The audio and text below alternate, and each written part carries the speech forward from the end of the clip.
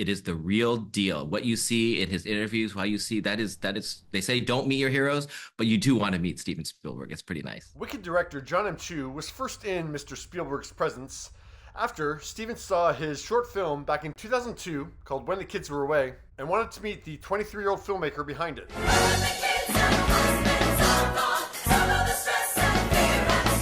When he finds your short and the business gets a word of that, it changes your whole life. The two bonded over their love for musicals, and it just worked out that the two of them directed their first movie musical in 2021.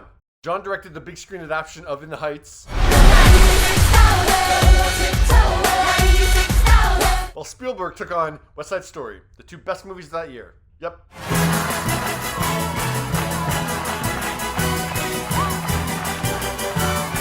Steven was anxious to see John's Wicked musical follow-up. He loves the musical, so he knows how hard it is. When you're dancing through life. He actually asked me to see the movie and wanted to see it in Dolby Atmos and with me, just us, like no entourage, none of that stuff, just us, two people who love making movies. That's not nerve-wracking at all.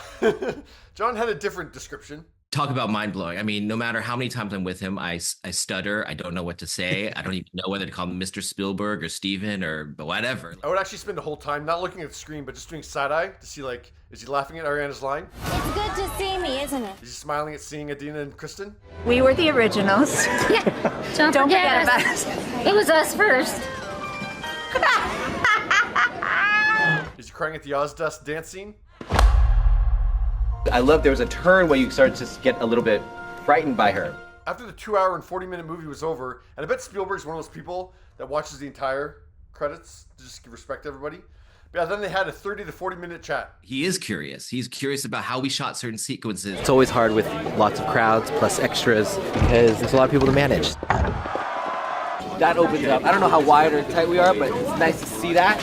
Why we did certain things. We knew that we wanted Wicked to be immersive. How we mixed physical effects with visual effects and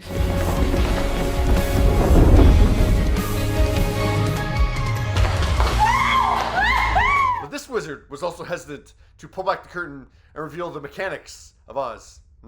sometimes when he'd ask me, I was very self-conscious because I'm like, this is the way I make movies, but I don't want to tell you how I did that because you might think that's idiotic. This is the chaos. This is one short day.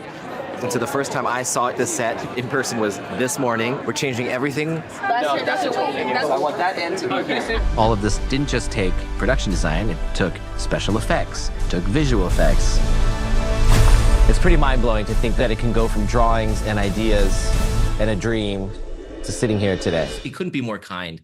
I think that's the biggest thing I learned from him is his generosity to young filmmakers, and I'm not young, but to filmmakers who are finding their voice, and to people that are aspiring to be in this business is bar none. I didn't realize that John and Steven had that connection going so far back. That's really cool. And yeah, I mean, I can't imagine, screening your movie for Steven Spielberg. That's pretty amazing. What do you think? This is where it always starts, from the ground up.